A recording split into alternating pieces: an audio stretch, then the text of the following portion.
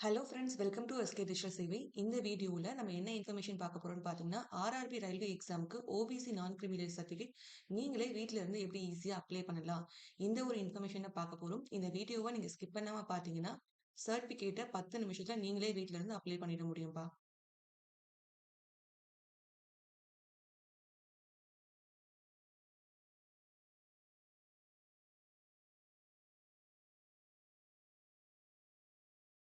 First நீங்க ஆன்லைன்ல apply பண்ணுறதுக்கு வெப்சைட் பார்த்தீங்கன்னா www.tnesevai.tn.gov.in. இந்த வெப்சைட்ல நீங்க வீட்ல இருந்தே ஆன்லைன்ல அப்ளை பண்ணிக்க முடியும். இந்த வெப்சைட்ல சிட்டிசன் ஐடி லாகின் பண்ணி ஈஸியா நீங்க அப்ளை பண்ணலாம். சிட்டிசன் ஐடி லாகின் பண்ணுறதுக்கு உங்களுக்கான ஒரு லாகின் ஐடி கிரியேட் பண்ற மாதிரி இருக்கும். உங்களுக்கு கீழே நியூ யூசர்னு இருக்கும் பாத்தீங்களா? அந்த ஐகானை கிளிக் பண்ணீங்கன்னா சிட்டிசன் ஐடி லாகின் பண்ணதுக்கான லிங்க் வந்து ஓப்பன் ஆகும். அதில் ரெஜிஸ்டர் பண்ணிக்கலாம். யாருக்கு அப்ளை பண்ண போறீங்களோ அவங்களோட பேரு, அவங்களோட டிஸ்ட்ரிக்ட், தாலுக், அவங்களோட மொபைல் நம்பர்லாம் கொடுங்க. அடுத்து அவங்க ஆதார் நம்பர் கொடுத்து உங்களுக்கு என்ன லாகின் ஐடி வேணுமோ அந்த லாகின் ஐடியும் பாஸ்வேர்டும் கொடுத்து இங்க இருக்கக்கூடிய கேப்சா கொடுத்து சைன் அப் கொடுத்தீங்கன்னா உங்களோட ஆதார்ல ரெஜிஸ்டர் பண்ண ஃபோன் நம்பருக்கு ஓடிபி போகும். அந்த ஓடிபி என்டர் பண்ண பிறகு உங்களுக்கான லாகின் ஐடி கிரியேட் ஆயிடும். அந்த லாகின் ஐடியை வச்சு நீங்க ஃப்ரீயா வந்து ஓபிசி சர்டிஃபிகேட் அப்ளை பண்ணிக்க முடியும்.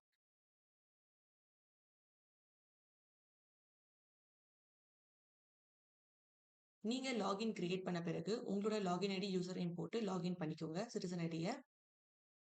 சிட்டிசன் ஐடி லாகின் பண்ண பிறகு பார்த்தீங்கன்னா, நம்ம சர்டிஃபிகேட் வந்து லாகின் ஹோம் பேஜ் பார்த்தீங்கன்னா, இந்த மாரி தான் ஓப்பன் ஆகும். அதுல ரெவென்யூ டிபார்ட்மெண்ட் இருக்கு பார்த்தீங்களா?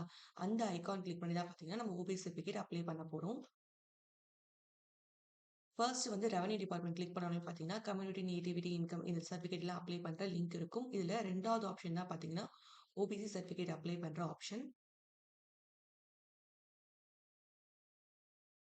நீங்க ஓபிசி சர்டிஃபிகேட் சொல்லி கிளிக் பண்ணுங்க. கிளிக் பண்ண உடனே பார்த்தீங்கன்னா, உங்களுக்கு ஓபிசி சர்டிஃபிகேட் அப்ளை பண்ணதுக்கு என்ன டாக்குமெண்ட்ஸ் வேணும், சப்போர்ட்டிங் டாக்குமெண்ட்ஸ்ல என்ன, ஃபீஸ் டீட்டெயில்ஸ் எவ்வளோ டீட்டெயில்ஸ் எல்லாமே இருக்கும். அது எல்லாமே கிளியரா பார்த்துக்கோங்க. பார்த்துட்டு ப்ரோசீட் பட்டன கிளிக் பண்ணுங்க. கிளிக் பண்ண உடனே பார்த்தீங்கன்னா, உங்களுக்கு கேன் ரெஜிஸ்ட்ரேஷன் பண்ண சொல்லுவாங்க. நீங்க ரிஜிஸ்டர் கேன் கிளிக் பண்ணீங்கன்னா, உங்களுக்கு கேன் ரெஜிஸ்ட்ரேஷன் பண்ணதுக்கான அப்ளிகேஷன் பேஜ்க்குள்ள உங்களோட ஓபிசி சர்டிஃபிகேட் மூவ் ஆகும். ஃபர்ஸ்ட் யாருக்கு நீங்க ஓபிசி சர்டிஃபிகேட் அப்ளை பண்ண போறீங்களோ, அவங்களுடைய ஆதார் நம்பர் போடுங்க. அடுத்து அவங்க பேர் தமிழ்ல, இங்கிலீஷ்ல, அதுக்கப்புறம் அவங்க டேட் ஆஃப் பர்த், அதுக்கப்புறம் ரிலேஷன்ஷிப்ல அவங்க அப்பா பேரு, அதுக்கப்புறம் அம்மா பேரு தமிழ்ல, இங்கிலீஷ்ல, அவங்க என்ன ரிலிஜன், அவங்க என்ன கம்யூனிட்டின்னு கொடுங்க. அதுக்கப்புறம் அவங்க என்ன படிச்சிருக்காங்க. இங்க ஆக்குபேஷன்ல நார்த் ஸ்டாண்டர்ட் சொல்லிட்டு ஒரு ஆப்ஷன் இருக்கும். அந்த ஆப்ஷனை கொடுத்துக்கோங்க. அடுத்தது உங்க ஆதார் கார்டு, ரேஷன் கார்டு வந்து என்ன டிஸ்ட்ரிக்ட் வரும், என்ன தாலுக் வரும், என்ன ரெவன்யூ வில்லேஜ் வரும். இந்த டீட்டெயில்ஸ் எல்லாமே தப்பு இல்லாம கரெக்டா கொடுத்துக்கோங்க. ஏன்னா நீங்க என்ன தாலுக் ஆஃபீஸ் கொடுக்குறீங்களோ அந்த தாலுக் ஆஃபீஸ் தான் உங்க சர்டிஃபிகேட் வந்து மூவ் ஆகும். அதனால தாலுக்கா ஆஃபீஸ் வந்து தப்பு இல்லாம குடுத்துக்கோங்க. அடுத்தது உங்க ஸ்ட்ரீட் நேம் வந்து தமிழ்ல, இங்கிலீஷ்ல 2 லாங்குவேஜ்லயும் கரெக்ட்டா குடுத்துட்டு, பின்கோடும், டேட் ஆஃப் பர்த், பின்கோடும், டோர் நம்பரும் கரெக்ட்டா குடுத்துக்கோங்க. இது எல்லாமே கரெக்ட்டா குடுத்த பிறகு, பிரசன்ட்டா, பெர்மனன்ட்டா சேம்ன்னு சொல்லிட்டு குடுத்துட்டு, இங்க மொபைல் நம்பர் கேட்பாங்க. அந்த மொபைல் நம்பர் டைப் பண்ணுங்க. இங்க பார்த்தீங்கன்னா, ஆதார்ல ரெஜிஸ்டர் பண்ண மொபைல் நம்பர் தான் குடுக்கணும்னு அவசியம் இல்ல. ஆல்டர்னேட்டிவா உங்ககிட்ட எந்த நம்பர் இருக்கோ, அந்த நம்பர் குடுத்துட்டு, ஜெனரேட் ஓடிபின்னு குடுத்தீங்கன்னா, நீங்க எந்த நம்பருக்கு ஓடிபி சென்ட் பண்ண குடுத்துருக்கீங்களோ, அந்த நம்பருக்கு ஓடிபி சென்ட் ஆகும்.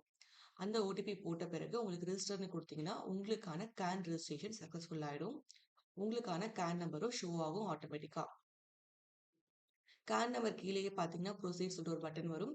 அந்த பட்டன கிளிக் பண்ணீங்கன்னா, உங்களோட ஓபிசி சர்டிஃபிகேட் அஃபிஷியல் பேஜ்க்குள்ள உங்களோட அப்ளிகேஷன் ஃபார்ம் வந்து மூவ் ஆகும். இந்த கேன் ரெஜிஸ்ட்ரேஷன்ல பார்த்தீங்கன்னா, உங்களோட Aadhaar number, name, date of birth பார்த்தீங்கன்னா, எடிட்டே பண்ண முடியாது. அதனால ரெஜிஸ்டர் பண்ணறதுக்கு முன்னாடி, 1 முறைக்கு 2 முறை எல்லாமே கரெக்ட்டா குடுத்துருக்கோமா செக் பண்ணிட்டு, ஓகே பிரஸ் பண்ணிட்டு ப்ரொசீட் குடுங்க.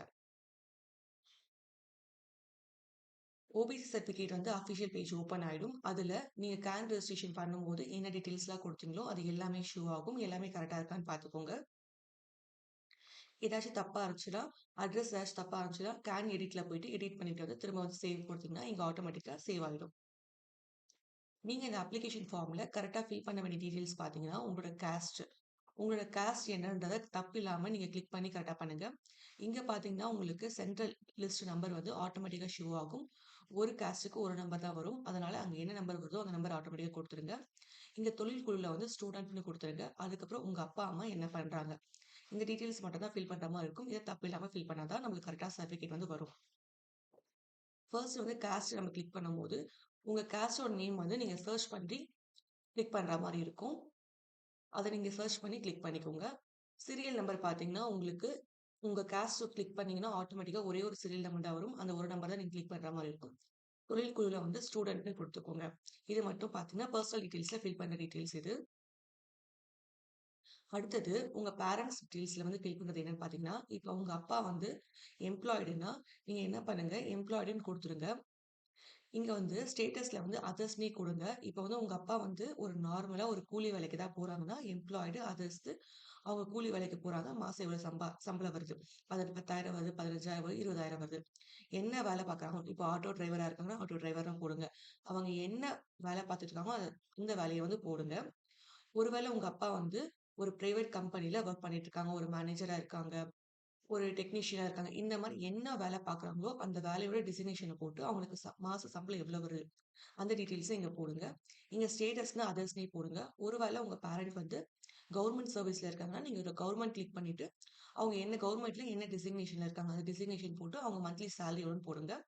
அதே மாரி அம்மாவும் வொர்க் பண்றாங்கன்னா, அம்மாவுக்கும் ஃபில் பண்ணுங்க. இல்லைன்னா எஸ்ன்னு குடுத்துட்டு அன்எம்ப்ளாய்டுன்னு குடுத்துருங்க. இது மட்டும் கரெக்ட்டா போடுங்க.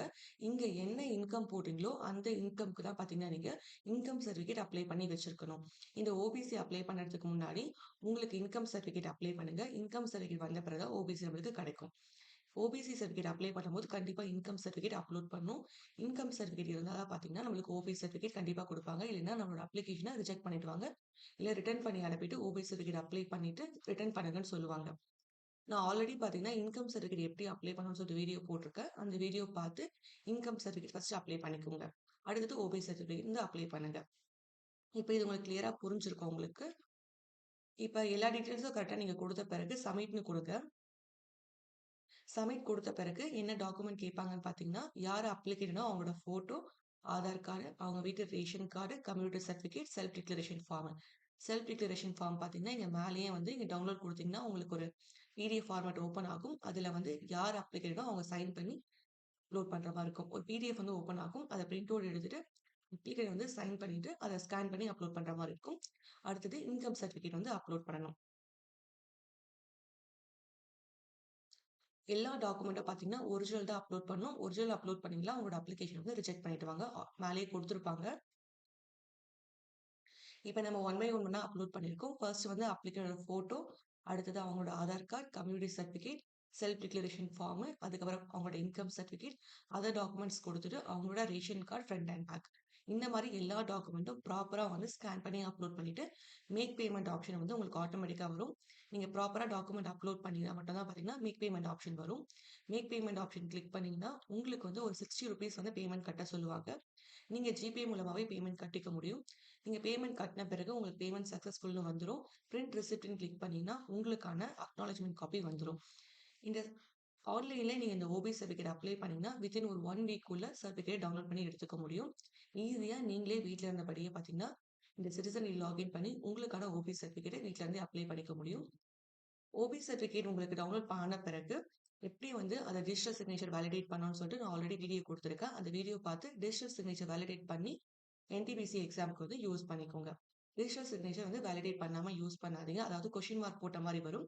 அந்த மாரி யூஸ் பண்ணக்கூடாது. டிஜிட்டல் சிக்னேச்சர் வேலிடேட் பண்ணா கிரீன் கலர் டிக் வந்த மாரி வரும். அந்த சர்டிஃபிகேட்ட யூஸ் பண்ணணும். சர்டிஃபிகேட் அப்ளை பண்ணதுல உங்களுக்கு ஏதாச்சும் டவுட் இருந்தா கமெண்ட் பண்ணுங்க.